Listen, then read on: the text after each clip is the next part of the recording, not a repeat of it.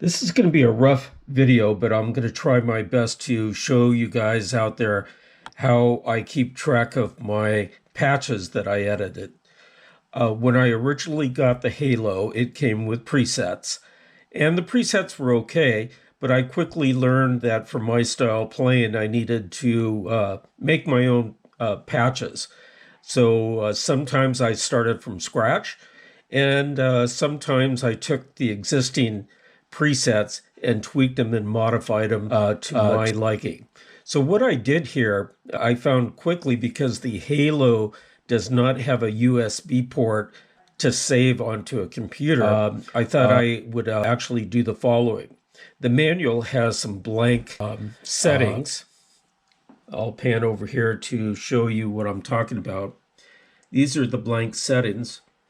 What I did is I went to my little HP desktop printer and I blew it up. I created some things that I thought were pretty useful. You have two functions within the Halo. You have the first function that would be this knob, that knob, this knob, and that knob. Okay, but for a secondary function, as you know, you can press the middle button and then tweak the knob. So what I did is when I created my own patches, as you can see, I put individual lines down on exactly where I felt my patch needed to be for my playing on each of that. So the primary is here, the other primary is here, the other primary is here, and the other primary is here. When I went into the secondary, I did the same thing. So I used kind of the clock sign to indicate in red where I needed to be in case I needed to modify or save that patch and put another patch in its place. And so these are the secondary patches here. Okay, so what I did today, which I thought was rather unique, is that I came up with a patch that originally I had bank 3, and I had an edit date of 10/19/24.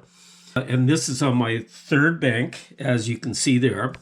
So today I was playing along with the track, and I wanted to modify the track A to fit a style of playing that I got inspired on with a backtrack. And so I didn't want to lose my original patch that I had created. So it's in here, and I have a date that's saved. So today I actually took that same patch and I increased the feedback a bit, and I increased the level somewhat, and kept pretty much the settings the same except for tweaking the feedback and tweaking the level. And then I made some notes down here. And what I did is I put higher feedback, moderate saturation, modified to play with track.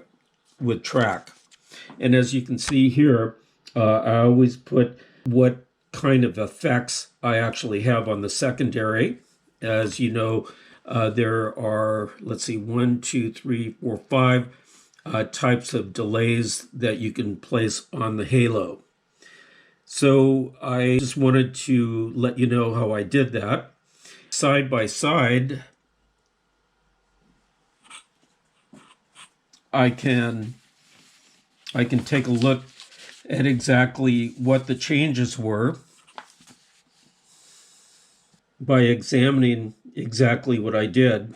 As you can see, the middle button, which is the feedback, I put quite high, and I turned the level knob.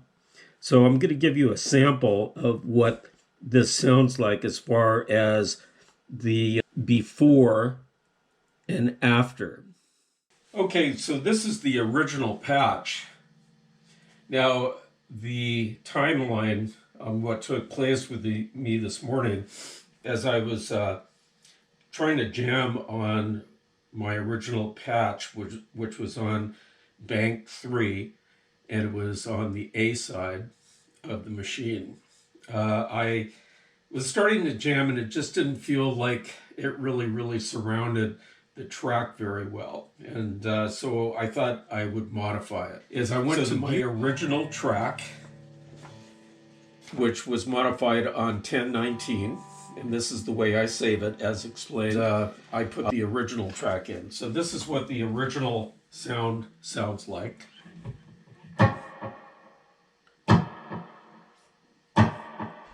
And as you will see in the next portion, the feedback is more predominant and it sounds better when you're playing leads. Here's what it sounds like with the rhythm. It doesn't sound bad, but... and it only has one feedback. Sounds okay.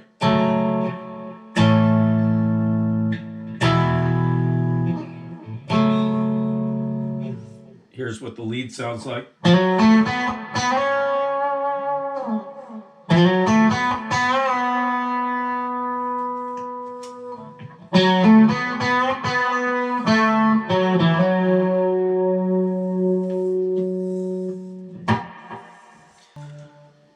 So this is the new revised patch, which I'm going to call After.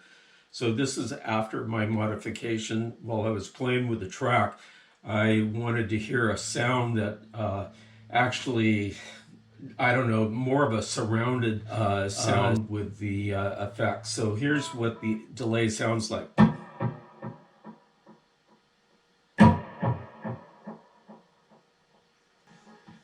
Here's what a chord sounds like.